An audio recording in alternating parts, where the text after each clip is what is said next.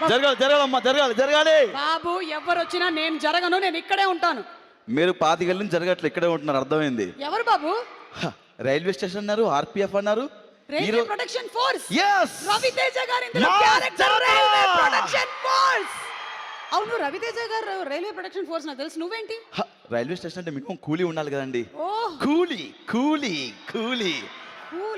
సుమ గారు, మీకు విషయం చెప్పాలండి. ఏంటి? నేను రవితేజ గారికి వీరాభిమాని అండి, పెద్ద ఫ్యాన్. అక్కడ ఎంతమంది అభిమానులు ఉన్నారో చూడు, రవితేజ గారి అభిమానులు. నువ్వు రవితేజ గారు నిజమైన అభిమాని అయితే గుండెల మీద చేయి పెట్టుకొని రవితేజ గారి డైలాగ్ చెప్పు చూద్దాం. గుండెల మీద చేయి పెట్టుకొని ఓకే చెప్పు.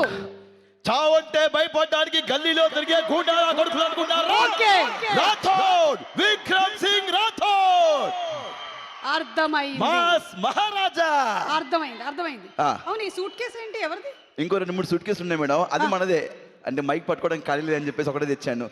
ఇది రవితేజ దగ్గర లగేజ్ అండి. ఈ దమ్మక సినిమాలో ఆయన వాడిన అవుట్ఫిట్లు, అదేమో ఇడియట్ సినిమాలో వాడిన అవుట్ఫిట్లు, ఇంకా బోల్డ్ అయిన సూట్ కేసులు ఉన్నాయి. మాస్ జాతర వాడిన అవుట్ఫిట్ కూడా ఉన్నాయి. అర్థమైంది. ఆయన ఏమేమి అవుట్ఫిట్లు వాడో అన్ని కలెక్ట్ చేసి పెట్టుకున్నాను. వీరాభిమాని. yes ఓకే, అయితే ఇప్పుడు మనం ఒక మంచి పాట అందుకుందాం. ఓకే అండి. చూపులతో గుచ్చి చంపకే మేరా.